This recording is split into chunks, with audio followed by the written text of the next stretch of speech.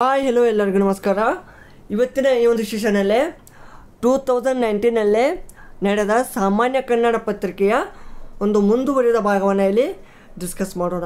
Okay, without wasting time let's go to first question. ಇಲ್ಲಿ ಕೆಳಗೆ ಕೊಡಲಾದ ಒಗಟುಗಳನ್ನು ಬಿಡಿಸಿ. 75ರಿಂದ 76. ಸಂತೆ ತುಂಬ ಅವ್ವ ಮಗಳದೇ ದರ್ಬಾರು ಅಂದರೆ ಏನಪ್ಪ? ಸೇರು ಪಾವು. ನೀವು ನೋಡಬೇಕು, ಈ ಒಗಟು ನೋಡಲಿಕ್ಕೆ ಒಂಥರ ವಿಚಿತ್ರ ಅನಿಸುತ್ತೆ, ಆದರೆ ಅದು ಒಂದು ಸರ್ವೇ ಸಾಮಾನ್ಯವಾಗಿ ಎಲ್ಲರ ಒಂದು ಲೈಫಲ್ಲಿ ಇದು ಒಂದು ಅನ್ವಯವಾಗೇ ಆಗ್ತದೆ. ಓಕೆನಾ? ಪ್ರತಿಯೊಂದು ಸಂತೆಯಲ್ಲಿ ಸೇರು ಪಾವು ಬೇಕೇ ಬೇಕು. 1 ಕಿಲೋ ಇರ್ತದೆ, ಆದರೆ ಇವು 2 ಕಿಲೋ 3 ಕಿಲೋ ಇರಲಿಕ್ಕೂ ಈ ಸೇರು ಪಾವು ಅನ್ನೋದು ವೆರಿ ಒಂದು ಬೇಕಾದ ತಕ್ಕಡಿಯ ಒಂದು ಕಲ್ಲುಗಳು. 1000 ಕಣ್ಣಿನ ಸರ್ದಾರನಾದರೂ ನೋಡುವುದು 2 ಕಣ್ಣಿನಲ್ಲಿ.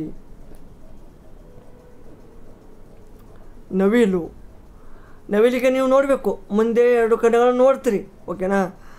ಆದರೆ ಹಿಂದೆ ಆ ಒಂದು ಗರಿಗಳನ್ನು ಏನಿರ್ತದಪ್ಪ, ಸಾರಿ ಏನು ಇದು ನವಿಲ್ ಟೈಪ್ ಆಗಲಿಲ್ಲ, ಆದ್ರೂ ಒಂದು ಸ್ವಲ್ಪ ನಿಮಗೆ ಇದು ತೋರಿಸಿದೆ. ಹಿಂದೆ ಗರಿಗಳಿರ್ತಾವಲ್ಲ, ಆ ಗರಿಗಳಲ್ಲಿ ನೀವು ನೋಡ್ಬೋದು ಆ ಒಂದು ಕಣ್ಣಿನ ಟೈಪ್ ಇರ್ತದೆ. ಸೊ ಅದಕ್ಕೆ 1000 ಕಣ್ಣಿನ ಸರ್ದಾರನಾದರೂ ನೋಡುವುದು 2 ಕಣ್ಣಿನಲ್ಲಿ ಅಂತ ಹೇಳಾಗುತ್ತೆ. ಇಲ್ಲಿ ಕೆಳಗಿನ ಪ್ರಶ್ನೆಗಳನ್ನು ಓದಿ ಉತ್ತರವನ್ನು ಗುರುತಿಸಿ.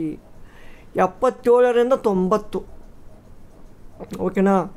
ಸೊ ಈಗ 77ರಿಂದ 90 ತನಕ ಹೋಗೋಣ ನೋಡೋಣ. ಸಂಜೀವನಮ್ಮ ರಚಿಸಿದ ಹದಿಬದೆಯ ಧರ್ಮ ಎಂತಹ ಕಾವ್ಯ? ಇದು ಸಾಂಗತ್ಯ ಕಾವ್ಯ. ಫ್ರೆಂಡ್ಸ್, ನಾನು ನಿಮಗೊಂದು ಇಲ್ಲಿ ಕ್ವಶನ್ ಕೇಳಕ್ಕೆ ಇಷ್ಟಪಡ್ತೀನಿ. ಸಂಜೀವನಮ್ಮ ಇವರು ಯಾರ ಒಂದು ಆಸ್ಥಾನದಲ್ಲಿ ಆಶ್ರಯವನ್ನು ಪಡೆದಿದ್ದರು? ನನಗೆ ಕಾಮೆಂಟ್ನಲ್ಲಿ ತಿಳಿಸಿ. ಹಿಸ್ಟ್ರಿ ಕ್ವಶನ್ ನೋಡಿ, ಕನ್ನಡದಲ್ಲಿ ಹಿಸ್ಟ್ರಿ ಕ್ವಶನ್ ಮತ್ತು ಪಯಣ ಈ ಪದದ ಮೂಲ ರೂಪ ಪ್ರಯಾಣ. ಪಯಣ ಅಂದರೆ ಪ್ರಯಾಣ. ಮಳೆಗಾಲ ಎಂಬುದು, ಮಳೆಗಾಲ ಅಂದರೆ ಮಳೆ ಪ್ಲಸ್ ಕಾಲ, ಮಳೆಗಾಲ ತತ್ಪುರುಷ ಸಮಾಸ. ಗ ಬಂದತಿ, ಮಳೆ ಪ್ಲಸ್ ಕಾಲ, ಮಳೆಗಾಲ. ಓಕೆನಾ? ತಾಳುವಿಕೆಗಿಂತ ತಪವೂ ಇಲ್ಲ ಎಂದ ಕೀರ್ತನಕಾರರು ಯಾರು? ವಾದಿರಾಜರು. ತಾಳುವಿಕೆಗಿಂತ ಅಂದರೆ ತಾಳಿದವನು ಬಾಳಿಯಾನು. ಓಕೆನಾ? ಕೆಳಗೆ ಕೊಟ್ಟಿರುವ ಪದಗಳಿಗೆ ವಿರುದ್ಧ ಪದವನ್ನು ಗುರುತಿಸಿ. ವಿದ್ರೂಪ, ಸ್ವರೂಪ.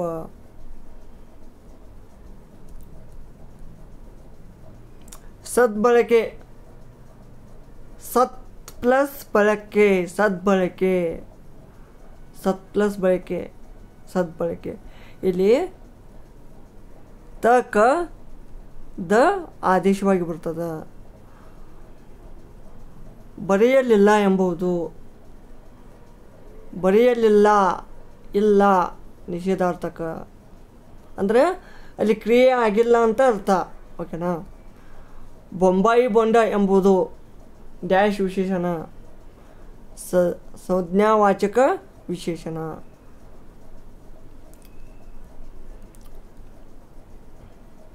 ಕುರುಕ್ಷೇತ್ರ ಎಂಬ ಪದದಲ್ಲಿನ ತ್ರ ಎಂಬ ಅಕ್ಷರವು ಡ್ಯಾಶ್ ಆಗಿದೆ. ತ್ರ ಏನಪ್ಪ ಇದು? ತ್ರ ಅನ್ನೋದು ಏನಾಗಿದ್ದು? ಒತ್ತಕ್ಷರ ಆಗಿದೆ. ಕುರುಡ ಕಾಂಚಾನ ಕುಣಿಯುತ್ತಲಿತ್ತೋ ಪದ್ಯವನ್ನು ರಚಿಸಿದ ಕವಿ ದ ರಾ ಬೇಂದ್ರೆ ಅವರು. ಓಕೆನಾ? ನೆಕ್ಸ್ಟ್, ಎಲ್ಲೋ ಹುಡುಕಿದೆ ಇಲ್ಲದ ದೇವರ ಕಲ್ಲು ಮಣ್ಣಿನ ಗುಡಿಯೊಳಗೆ. ಈ ಒಂದು ಕವಿಯ ಕಾವ್ಯದ ಸಾಲುಗಳಾಗಿವೆ. ಎಲ್ಲೋ ಹುಡುಕಿದೆ ಇಲ್ಲದ ದೇವರ ಕಲ್ಲು ಮಣ್ಣಿನ ಗುಡಿಯೊಳಗೆ. ಇಲ್ಲಿ ಕರೆಕ್ಟ್ ಆನ್ಸರ್ ಬಂದ್ಬಿಟ್ಟು GS ಶಿವರುದ್ರಪುರನವರು.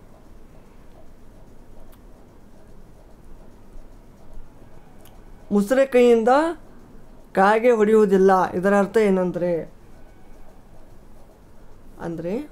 ಜಿಪುಣ ಅಂತ ಅರ್ಥ. ಅಂದರೆ ಮುಂದೆ ಕಾಗೆ ಬಂದ್ರೂ ಊಟ ಮಾಡೋ ಟೈಮಲ್ಲಿ ಕಾಗೆ ಬಂದ್ರೂ ಹೊಡೆಯೋದಿಲ್ಲ. ಅಂದರೆ ಆ ಒಂದು ಊಟ ಮಾಡುವ ಅಂದರೆ ನಿಮ್ಮದು ಕೈ ಏನಾಗಿರ್ತದಪ್ಪ, ಮುಸುರೆ ಆಗಿರ್ತದೆ. ಆದರೆ ಮುಸುರೆ ಆದ ಒಂದು ಕೈಯಿಂದ ಆ ಒಂದು ಕೈಗೆ ಹತ್ತದೊಂದು ಅನ್ನನೂ ಎಲ್ಲಿ ಚೆಲ್ಲಿ ಹೋದಿತ್ತು ಅಥವಾ ಎಲ್ಲಿಯಾದರೂ ವೇಸ್ಟ್ ಆಗಿತ್ತಂತ ಅರ್ಥ. ಓಕೆನಾ? ಅಂದರೆ ಏನು, ಅಷ್ಟಕ್ಕೂ ಜಿಪುನ್ತನ ಮಾಡ್ತಾನಂತ ಅರ್ಥ. ಓಕೆನಾ? ಅಂದರೆ ಇದು ಇಂಡೈರೆಕ್ಟ್ ಆದ ಒಂದು ಅರ್ಥ ಉಳ್ಳದ್ದು. ಓಕೆನಾ? ಜಿಪುಣ. ಬಾಲಕ ಚೆಂಡನ್ನು ಎಸೆದನು. ಈ ವಾಕ್ಯದ ಚೆಂಡನ್ನು ಪದದಲ್ಲಿನ ವಿಭಕ್ತಿ ಪ್ರತ್ಯಯ ಅನ್ನು, ಚೆಂಡನ್ನು, ಅನ್ನು ದ್ವಿತೀಯ. ಓಕೆನಾ? ಸಪ್ತ ಪ್ಲಸ್ ಪದಿ, ಸಪ್ತಪದಿ. ಸಪ್ತ ಅಂದರೆ ಏನು, 7. ಅಂದರೆ ಇಲ್ಲಿ ಸಂಖ್ಯಾವಾಚಕ ಬಂದಿದೆ. ಸೊ ಇದಕ್ಕೆ ದ್ವಿಗು ಸಮಾಸ ಅಂತ ನಾವು ಕರೀಬೇಕು. ನೆಕ್ಸ್ಟ್ 91ರಿಂದ 94. ಈ ಕೆಳಗೆ ಕೊಟ್ಟಿರುವ ಗದ್ಯ ಒಂದು ಭಾಗವನ್ನು ಓದಿ ಅರ್ಥ ಗ್ರಹಿಸಿ ಕೇಳಲಾದ ಪ್ರಶ್ನೆಗಳಿಗೆ ಸೂಕ್ತ ಉತ್ತರವನ್ನು ಗುರುತಿಸಿ. ಇಲ್ಲಿ 91ರಿಂದ 94 ಪ್ರಶ್ನೆ ಸಂಖ್ಯೆ ಅದಾವು. ಓಕೆನಾ? ಈ ಒಂದು ಉದ್ಧೃತ ಭಾಗವನ್ನು ಓದಿ ಎಲ್ಲರೂ. ಓಕೆನಾ? ನೋಡಿ,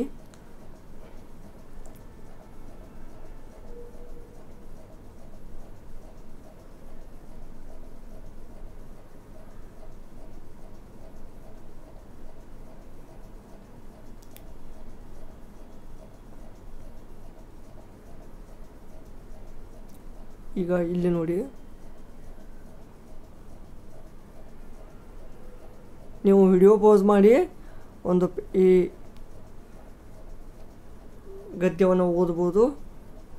ಓದಿದ ಮೇಲೆ ಏನಪ್ಪ ಈ ಒಂದು ಕ್ವಶನ್ಗಳಿಗೆ ಬನ್ನಿ. ಇಲ್ಲಿ 91ನೇದು ನೋಡಿಪ್ಪ. 91ನೇದು ಏನು ಬರ್ತದೆ ಆನ್ಸರ್? ಡೈರೆಕ್ಟಾಗಿ ಆನ್ಸರ್ ಹೇಳ್ತೀನಿ ನಾನು. ಯಾಕೆಂದರೆ ಗದ್ಯನ ಓದಿಲ್ಲ ಅಂದರೆ ಕ್ವಶನ್ ಓದೋದ್ರಲ್ಲಿ ಏನೋ ಅರ್ಥ ಇರಲ್ಲ. ಓಕೆನಾ? ಸೊ ಅದಕ್ಕೆ ನಾನು ಡೈರೆಕ್ಟ್ ಆನ್ಸರ್ ಹೇಳ್ತೀನಿ. 91ನೇದು ಆಪ್ಷನ್ 2 ಕರೆಕ್ಟ್ ಬರ್ತದೆ. ಯುವ ಜನಾಂಗದ ಮೇಲಿದೆ. ನೆಕ್ಸ್ಟ್ 92ನೇದು option number 3 correct.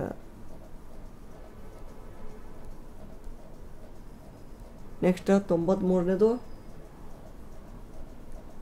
Option 4 ABC ಎಲ್ಲ ಕರೆಕ್ಟ್.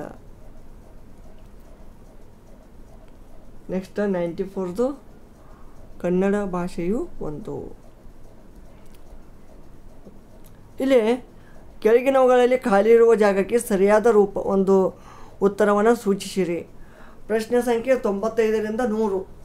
ಓಕೆನಾ? ಅಲ್ಪಡು ಎಂಬ ಪ್ರತ್ಯಯವನ್ನು ಡ್ಯಾಶ್ಗೆ ಸೇರಿಸುತ್ತೇವೆ. ಕ್ರಿಯಾಪದ ಧಾತುವಿಗೆ. ಕರೆ ಇದು ಕೂಡ ಏನಪ್ಪ, ಕ್ರಿಯಾಪದದ ಒಂದು ಧಾತು. ಇದಕ್ಕೇನು ಇದು ಮಾಡ್ತೀರಿ, ಕರಿಯಲ್ ಪಡುತ್ತೇವೆ ಅಥವಾ ಪಡುವುದು, ಕರೆಯಲ್ಪಡುವುದು. ಈ ಥರ ಕ್ರಿಯಾಪದ ಧಾತುವಿಗೆ ಅಲ್ಪಡನ್ನು ಅಟ್ಯಾಚ್ ಮಾಡ್ತೀವಿ. ಹಳೆಯ ಪುಸ್ತಕ ಎಂಬ ಪ್ರಯೋಗದಲ್ಲಿ ಹಳೆಯ ಪುಸ್ತಕ, ಎಂಥ ಪುಸ್ತಕ? ಹಳೆಯ ಪುಸ್ತಕ. ಸೊ ಇಲ್ಲಿ ಆ ಒಂದು ಪುಸ್ತಕದ ಗುಣವಾಚಕವನ್ನು ಹೇಳ್ತದ. ಹಳೆಯ ಪುಸ್ತಕನೂ, ಹೊಸ ಪುಸ್ತಕನೂ, ದೊಡ್ಡ ಪುಸ್ತಕನೂ ಅಥವಾ ಚಿಕ್ಕ ಪುಸ್ತಕನೂ ಅಂದರೆ ಈ ಥರ ಹೇಳ್ತಾ ಇದ್ರೆ ಗುಣ, ಅದರ ಬಣ್ಣ, ಅಳತೆ, ಪ್ರಕಾರ. ಓಕೆನಾ? ಈ ಥರ ಹೇಳ್ತಾ ಇದ್ರೆ ಅದು ಗುಣವಾಚಕ. ಓಕೆನಾ? ಇವರಂ ಪ್ರಾಣಪೇರಂ ನೆವಮಿಲ್ಲದೆ ಕರ್ಮವಶಂ ನೆವಮನೆ ಕಂದ. ಈ ಪದ್ಯ ಡ್ಯಾಶ್ಗೆ ಉದಾಹರಣೆಯಾಗಿದೆ. ಕಂದ ಪದ್ಯ ಏನಂತಿದ್ದಾರಪ್ಪ? ಇವರಂ ಪ್ರಾಣಪೀರಂ ನೆವಮಿಲ್ಲದೆ ಕರ್ಮವಶಮೇ ನೆವಮೆನೆ ಕಂದ ಕಂದ ಪದ್ಯ.